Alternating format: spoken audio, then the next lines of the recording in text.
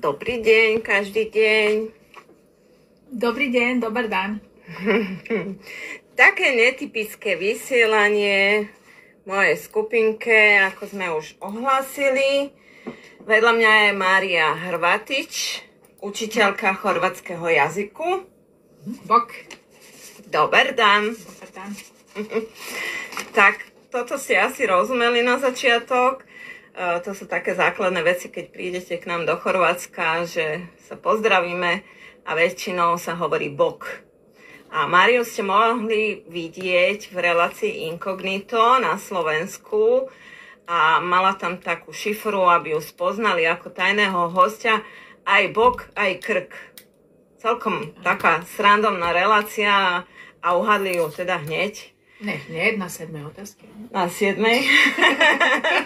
Nedala som sa hneď. No ale určite to nájdete na YouTube v archíve televízie Joj. Áno, áno. No, Mária pochádza z Chorvátska, tu z mesta Zagreb. A ako vidíte, sme tu teraz spolu my dve. Nemáme také, že podelené, že ona u seba, ja u seba. A to znamená, že teda my sa poznáme. Poznáme sa už 5 rokov. Alebo aj viac online, no také. Hej. Online. Hej.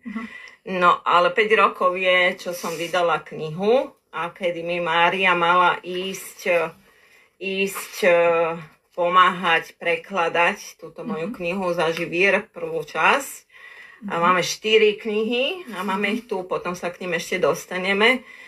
No a Mária mi vlastne mala ísť pomáhať prekladať a tak a dostaneme sa aj k nejakým takým našim príbehom a podobným veciam. Mária, keď žila na Slovensku v Bratislave, v mojom rodnom meste, tak vlastne založila organizáciu International z Bratislave, ktorá sa zaoberá niečím podobným, ako ja robím, to je pomáhať cudzincom sa nejak udomácniť na Slovensku a vybaviť tie formality, čo sa týka pobytu, daní, zdravotných poistení a takých. Dnes to už prevzali druhý, lebo sa nám Mária vrátila do Zagrebu a aktuálne vedie školu chorváčtiny, ktorá má už momentálne má viac ako 200 žiakov, nejakých 11 učiteľiek, a veľa kurzov a možností, ako sa učiť tú chorváčtinu. A keď si ty išla na Slovensko, čo ťa tam priviedlo na to Slovensko? Ako si sa dostala? Ako sa tá tvoja cesta vyvinula? V podstate to nebolo vôbec plánované. Ja som prišla v roku 2010. Prišla som pracovať do korporácie, lebo v Zahrebe situácia bola veľmi zlá. No a čo sa týka trhu práce, dostala som tam niečo oveľa lepšie, ako by som dostala v Zahrebe, takže som povedala, idem to vyskúšať. Na rok, maximálne 2, nebola som z toho nadšená, ale som povedala, idem to tak urobiť a jednoducho sa mi to Slovensko zapáčilo a zostala som tam až 12 rokov. A naučila si sa aj slovenský jazyk? Áno, naučila som sa aj slovenčinu, aj keď tiež to nebolo plánované, ale neučila som sa od začiatku nič také. Nešla som na nejaký kurz, ale nejak sa to všetko stalo spontánne. To je najlepšie také spontánne, keď sa vyvinie. Áno, presne tak. A aké boli tvoje dojmy zo života na Slovensku? Ako sa ti páčilo v Bratislava? Mne sa to veľmi páčilo. V podstate mám veľmi pekné spomienky a myslím si, že Chorváti majú východu na Slovensku, že sú všade vítaní. Jednoducho tí Slováci ich majú radi a hoci kde som prišla, jednoducho, keď som povedala, že som z Chorvátska, to bolo wow. Ako keď som bola, neviem, doma zemšťana, lebo neviem, bolo to fakt wow, takže. Áno, a aj lepšie v podstate, neviem, keď sme prišli niekde, neviem, ja nejaká Slovenka, keď sa povedala, že som z Chorvátska, ako keď som mala ešte východu, lebo wow, vyvolala im to nejaké spomienky a také, takže bolo to naozaj pekné. A boli nejaké veci, čo ti chýbali tu z Chorvátska, zo Zagrebu, tam na Slovensku, v Bratislave? Teda myslím okrem rodiny a priateľov. No jasné, boli to nejaké jedlá, ingrediencie, ale nebolo to nič také, že sa nemohlo bez tohto žiť, alebo že sa nedalo až, že bolo to ťažké zohnať na Slovensku, takže dalo sa bez tohto nejak prežiť, no alebo tak. A čo ťa inšpirovalo to, že si učiteľka chorvatštiny? Ako sa vyvinula tá tvoja cesta k učeniu chorvačtiny? V podstate ani to nebolo plánované, to bolo takto, že jednoducho som spolupracovala s rôznymi korporáciami, s tou mojou organizáciou International z Bratislava, kde sa me pýtali, či poznám niekoho, kto učí chorvačtinu, že oni to potrebujú tak a ja som sa aj snažila niekoho zohnať, ale nedalo sa, takže som povedala, viete čo, idem ja to vyskúšať.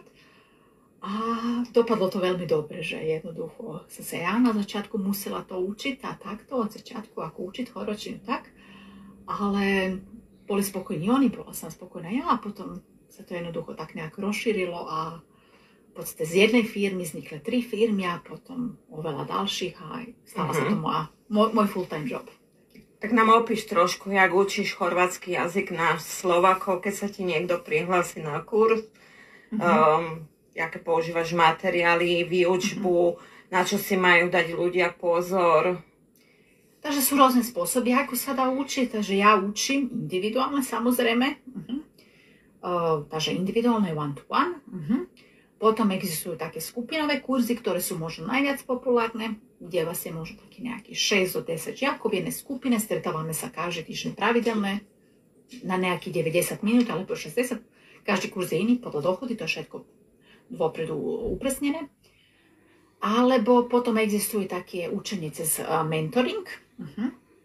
Takže to znamená ako mentoring pre samoukov, že v podstate sa nestretávame, ale komunikujeme cez maily. Ja posielam každý deň nejaké materiály, úlohy, ktoré si máš spracovať a potom ich opravím a vrátim. Takže dá sa učiť takto. Alebo dá sa učiť aj zadarmo. Napríklad ja mám takúto skupinu, učíme sa chorvačtinu na Facebooku, takýto YouTube kanál, je aj stránka Milovníci Chorvátska, takže dá sa učiť aj cez takéto kanály úplne zadarmo. A keď sa ľudia učia, prídu ani sem na dovolenku, povedia, dobrodošli, môže, pijemo, na zdravie. Niektorí majú také odkvelé predstavy, že už ovládajú chorvátsky jazyk. Áno, Slováci veľakrát majú veľmi nadnesenú predstavu o tom, že áno, veľmi plynulo ovládajú tú chorvačtinu, ale áno, v skutočnosti to veľakrát nie je takto. Takže áno, je to super, že áno, keď sa naučíte nejaké také základné frázečky, ale jednoducho áno, to nestačí. Ak chcete rozprávať, vybudovať nejaké kamarátstva, biznis alebo niečo, musíte sa naozaj učiť alebo sami, alebo ideálne, že sa dáte na nejaký kurz alebo individuálne učenie u nás. Myslí si, teraz čisto moja otázka, trošku to poviažem s mojimi nehnuteľnosťami, keďže sa venujem aj predaju a nákupu nehnuteľnosti tu v Chorvátsku a sprostredkujem služby pre Slovákov, Čechov, že si môžu takíto ľudia, čo možno vedia hovorovú chorvačinu, dovoliť tvrdiť, že oni zvládnu takýto proces nákupu bez niekoho, kto ovláda ten jazyk profesionálne?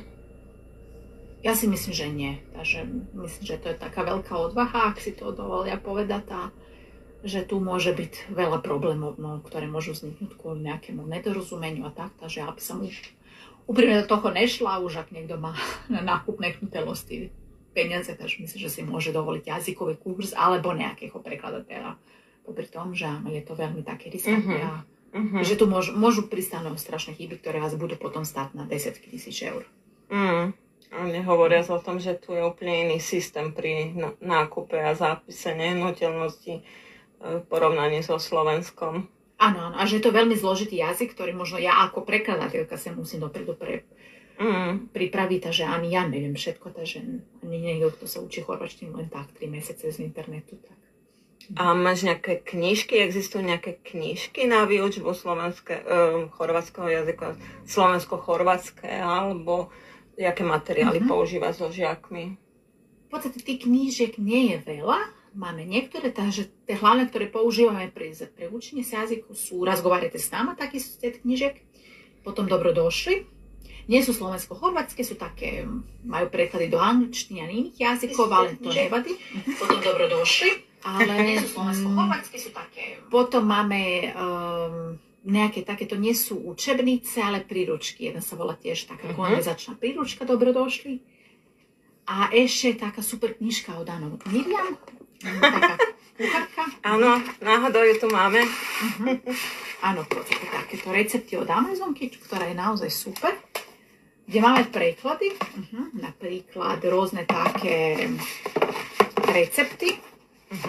Ďalej. Aj v podstate taký zvyk je všetko, napríklad vidíte, také preklady aj do chorvačtiny, aj do slovenčiny, takže to je super. Áno, jedna strana je chorvátsky a jedna je slovenský.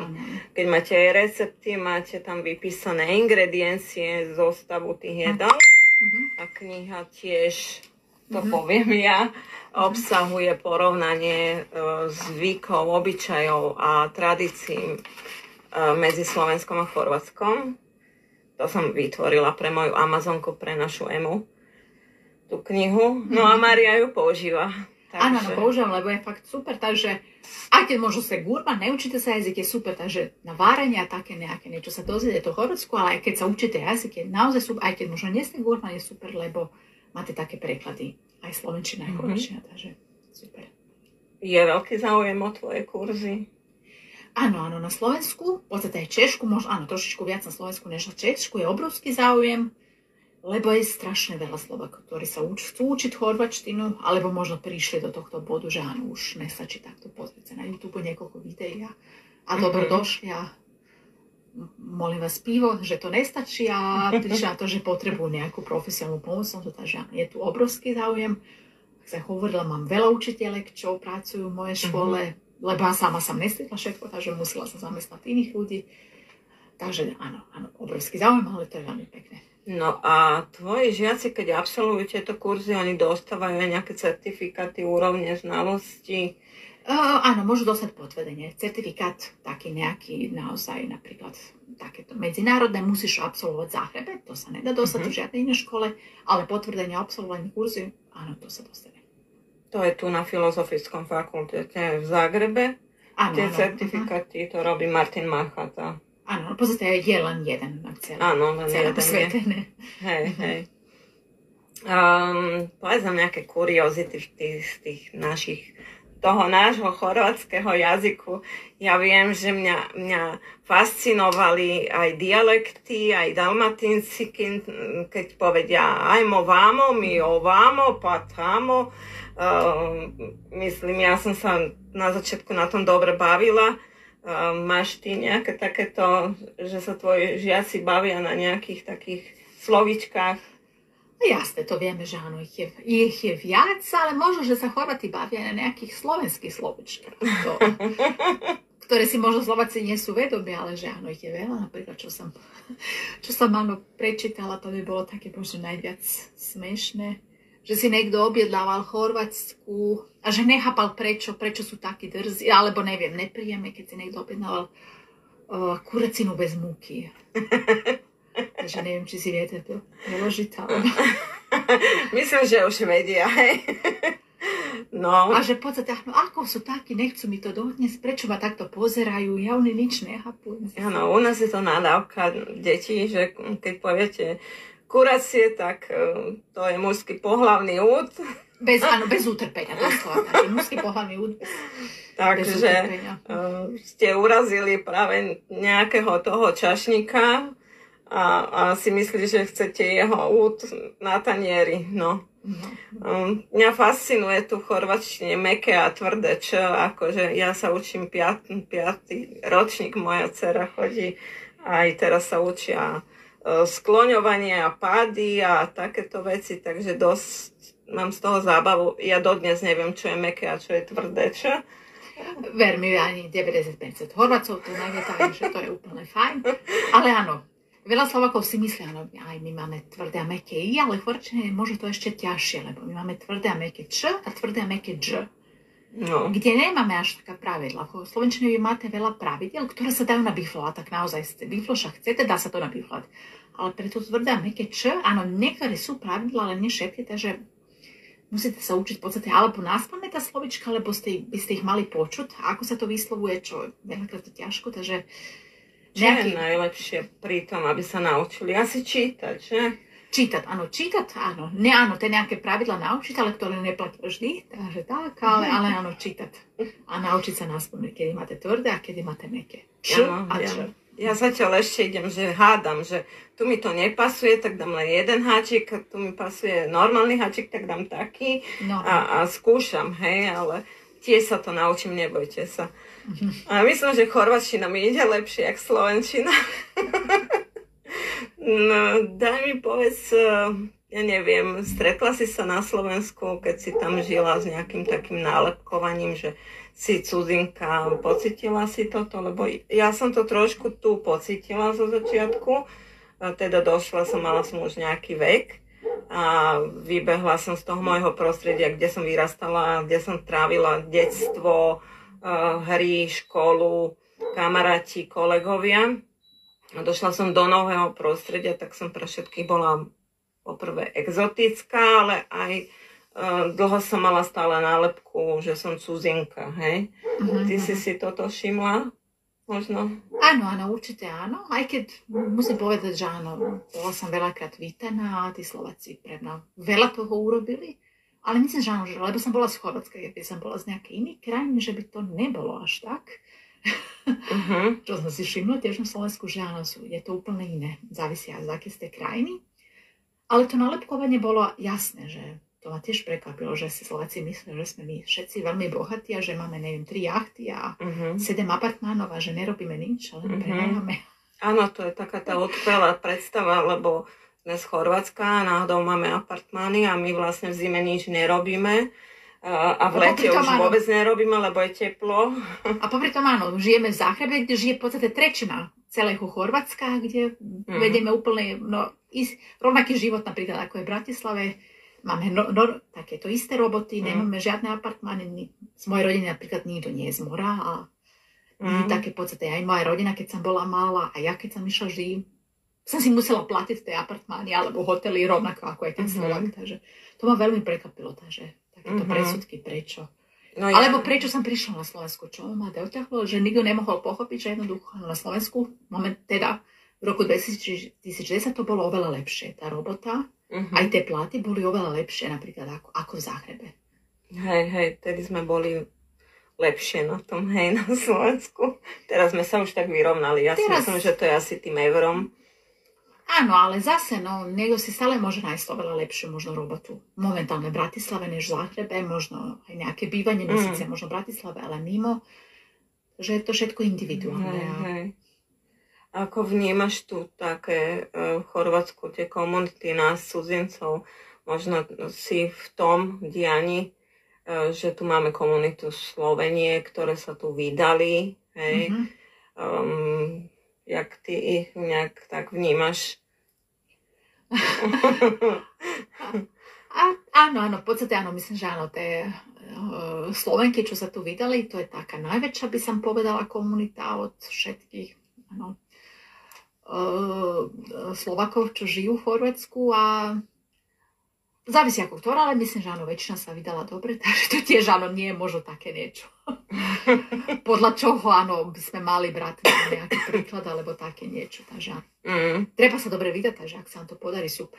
Ja som mala na začiatku také trošku problémy, že práve tieto Slovenky, a tam som to nečakala, práve som čakala opačne, že mi pomôžu, lebo sa prezentovali na von, že pomáhajú, hej, ale skôr mi robili také nálepkovanie a poza chrbát išli o mne reči voči ľuďom, ktorých som v živote nepoznala, nestretla, nevidela, ani oni mňa, ani ja ich. Takže ja som mala aj zlú skúsenosť. Nie takú dobrú, jak ty v Bratislave. Takže Slováci ste lepší doma ako tu v cudzine. No, ale dobre, možno je to o kultúre a tak sa nejak premostíme ku kultúre. Jak ty to tu vnímaš? Slovensko, Chorvátsko, sme si tu podobní kultúrne, povahovo? Určite áno, ale tiež závisí, aká časť Chorvátska, aby som povedala, že áno, my Chorváti, ja som zo sever a som zo Zahrebu, že sme oveľa viac podobní Slovakom, ako napríklad že sme my Chorváti zo severa podobní napríklad Chorvátom z juhu, napríklad Dalmatinov. Takže aby som povedala, áno, že je menší rozdiel medzi nami, no áno, Bratislava Záhreb, než napríklad Bratislava, než Záhreb Split. Takže určite áno. Takže že sú to Chorvátsko, áno, je malá krajina, ale veľmi rozmanitá, oveľa viac rozmanitá ako Slovensku, takže tu sú to obrovské rozdiely a závisí, áno, nemôžete porovnávať celé Chorvátsko. No, Dalmatínci sú špecifickí, áno, aj Istriani, hej, oni majú takú už úplne inú mentalitu, aj jazyk, to viac ťaha na Taliansko a Rakúsko, oni sú tam takí. Tradície, jedlo, slovenské jedla, čo sa ti páčilo z tohto u nás na Slovensku? Na začiatku trvalo to, aby som si zvykla, v podstate aj možno aj mentálne objednať tú, neviem, kuracínu alebo niečo, to vôbec vysloviť, alebo asi trvalo to 2 roky, aby som si to povedala, že také, môžem si to objednať. A áno, je to trošičku inak, áno, na Slovensku áno, je veľa toho vypražané, možno také podľa našich takých nejakých názorov, možno áno, viac aké nezdravé, takže treba si na to zvyknúť. Ale našla som super veci na Slovensku, čo sa mi páčili, ako halušky, pyrochy. Takže myslím, že áno, tá slovenská kuchyňa je iná, ale treba si ju trošku prispôsobiť a trvá ten čas, aby sme sa na ňu zvykli. A mohla si brinzu bez problémov? Pa na začiatku, vieš, mi povedali, áno, musíš to ochutnať tam, neviem, nejaké reštaurácie. Na Salaši. Potom, áno, musíš to tam, nebola si dobrá, tak na 3-4 krát, musíš sa na to zvyknúť, vieš. Ja to nepoznám z detstva, takže musela som ochutnať to asi na 7 krát, aby mi konečne to sadlo, aby som povedala, je to super, a tak, ale trvalo to. No, ja som si na palentu nezvykla. Ale uvarím. No a to je pravda, áno, na Slovensku viacej sme tak, tie jedla rezne, šaláty, ťažké jedlá, tuto v Chorvátsku, áno, máme tie čobance. Nájde sa aj tu, myslím, závisí, do severa, no sú tu aj tiež podľa také štýlu miesta. života, samozrejme, ale teda môj manžel viacej ľubí na lyžicu, takže u nás ide čobanac, guláš, grách, sarma, plnená paprika, takéto veci, fakt, že čo je tradičné, také chorvátske. No a čo je tvoje obľúbené jedlo? Najlepšie, ktoré si jedla na Slovensku? A také dobré halušky, ale naozaj také, vieš, v nejakom Salaši po nejakej turistike, to je potom neporovnateľné. A jedla si aj cesnakovú z Bochníka? Jasne.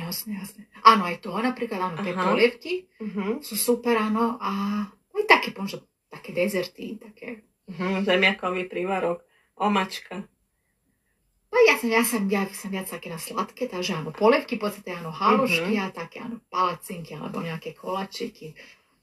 To áno. Máš nejaký nezabudnutelný zážitok, čo si zažila na Slovensku a dá sa zverejniť, že fakt, že ako na to nikdy nezabudnem.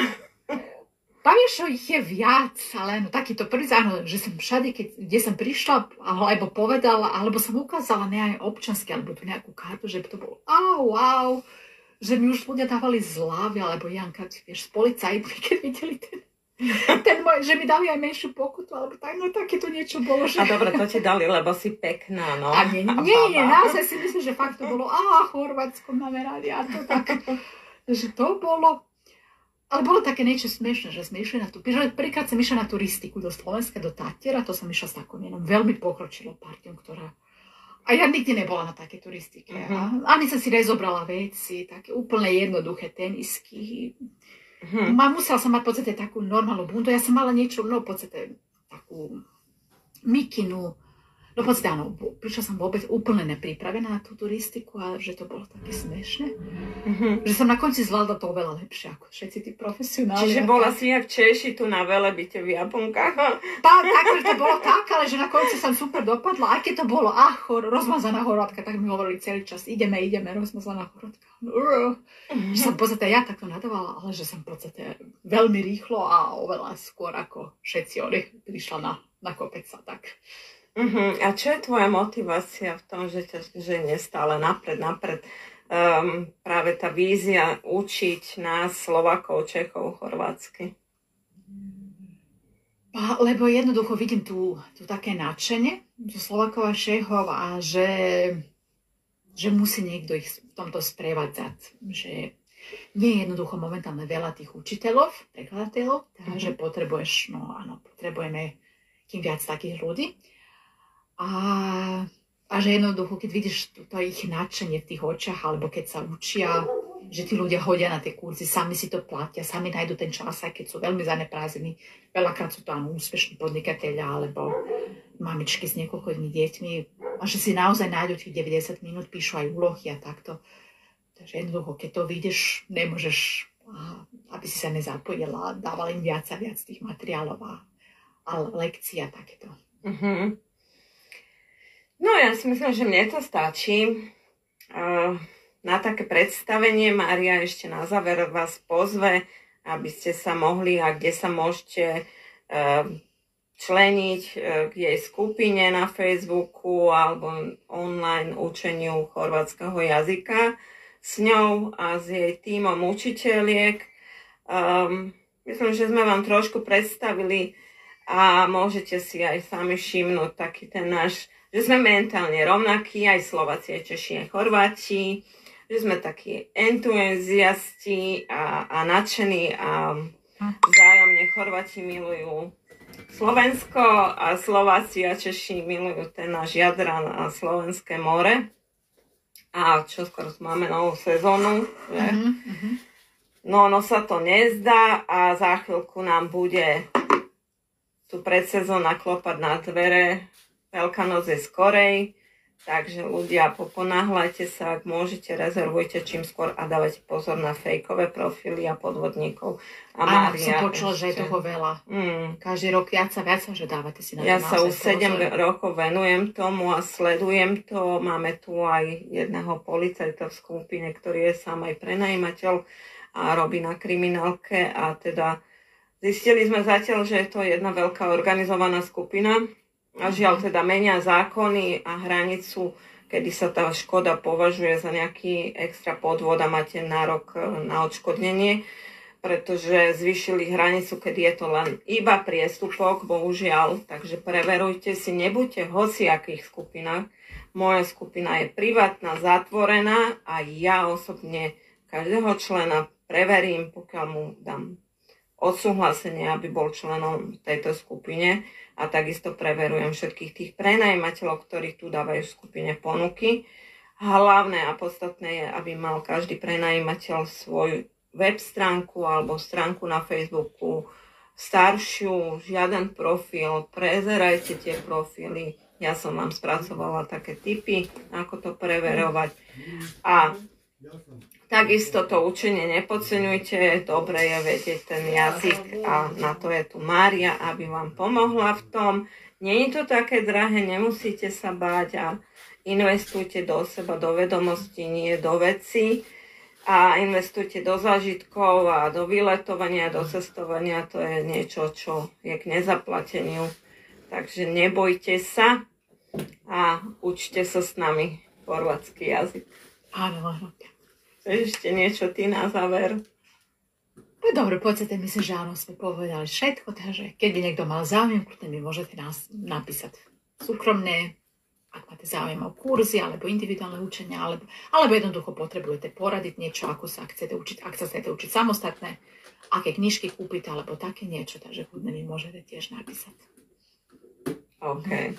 Mária vám tu nechá odkaz v komentári a ja vám ešte ukážem tie moje výtvory, čomu sa ja venujem. Ak nie som na mori a nekúpem sa v mori, ale verte, že sa menej okúpem ako vy, čo prídete na dovolenku. Takže toto sú moje 3 knihy, ktoré sú čisto v slovenčine. Je to Zaživír. Bohužiaľ už nie sú na predaj, sú vypredané. Možno, keď bude lepšia doba a lacnejšie vydanie takýchto kníh, budem uvažovať o znovu vydaní. Prvá kniha Zaživír je o ostrove Vír, o Zagrebe, všeobecne o Chorvátsku ako takom, taký sprievodca, brožúra Bedeker. Druhá Zaživír je o prírode a vidíš, ja už ani po slovensky neviem. Zaujímavosti v Chorvátsku z prírody. To znamená, máte tam aj nejaké také mini recepty. Keď chodíte a prechádzate sa, vidíte tie kriky z bobkového listu, tak figy, olivy a všetko, tak tu máte niečo o tom, o prírode, o mori, o liečivých účinkoch, čo všetko vám môže byť nápomocné na zdravie tu u nás v Chorvátsku a je vlastne v prírode zadarmo. No a tretia kniha je taká špeciálna, na tej sa podielala aj základná škola Márie Juri Zágorky v Zágrebe, kde chodí moja Ema a je to národné kultúrne dedičstvo alias Baština Chorvátska a sú tu všetky možné zhrnuté veci ako čipkárstvo, kravata, spevy rôzne a tak. A mám tu aj rozhovor s Klapom Intrade, s Tomislavom Braličom. Wow. Osobno som s ním. Taková faca. Takže, a potom áno, máme tu tie recepty od Amazonky, čo sme už hovorili. To sa naučíte chorvátske. Áno, a to sa dá ešte, keby ste chceli. Dá sa to objednať u nás na Slovensku a môžeme vám to prepísať, takže to ešte... Môže aj Mária vám to objednať, môžete si aj cez ňu to kúpiť a zároveň začať sa takto učiť chorvátsky jazyk. Ona je naozaj pekná, taká ťažká, fakt koľko to má. Asi, možno aj 2 kg. Takže... No, má 400 strán, má... Pevná väzba, áno. Není najlacnejšia, ale proste to bolo také, ja som si vtedy myslela, že neprežijem, takže to bolo do nej dané všetko z posledných síl. Aj teraz určite vidíte, že nevyzerám najlepšie, za 9 dní idem anesteziológovi, ďalšia operácia, ďalšie problémy a tak, no takže veselo, ale tá kniha je v podstate venovaná aj mojej dcére najviac. A možno aj pre vaše deti, okrem toho, že sa naučia variť, tak sa aj naučia po chorvátsky. Áno. A Chorvátsko je nám srdcu blízke všetkým Slovakom. A tie deti sa tam môžu naučiť variť. Tam je tak detailný recept, ktorý sa mne najviac páči a teraz sa budete všetci niekde doma smiať. Varené zemiaky. Nájdete mi kuchárku, kde píše, ako sa majú uvariť zemiaky, kedy sú uvarené. Jak to tie deti môžu vedieť, keď to nikde nie je napísané. Hej? Čiže to ide pokus omyl. Ale ja som to do tejto knihy napísala tak, aby to každý, kto začína variť, pochopil, kedy je ten zemiak uvarený. Takže toto bolo také... moje prvá idea a potom Ema, keď mi povedala maminka moja, keď som ležala a nemohla som variť, daj mi napíš na papier tie tvoje dobré recepty, lebo však to nikde nemáme a ja chcem vedieť tak dobre variť jak ty, tak ja som jej vytvorila knihu aj s príbehami, aj o Slovensku, aj príbehami o mne a o Belmondovi, tak na prezývku má môj manžel, takže tak, no a tým, že aj ona je bilingválna, tak je tá kniha dvojazyčná. A naozaj Mariny, všetci tí študenti, ktorí sa prihlásia, si ju chvália. Takže aj vyskúšajte aj vy. Cez knihu s Máriou sa učiť chorvátsky jazyk. A my vám zo Zagrebu prajeme krásny deň. A možno zase čoskoro sa vidíme, tak ak bude záujem, napíšte do komentárov, tu sme, odpíšeme, Mária sa vám ozve. Pekný deň. Môže, ajde. Bok. Bok.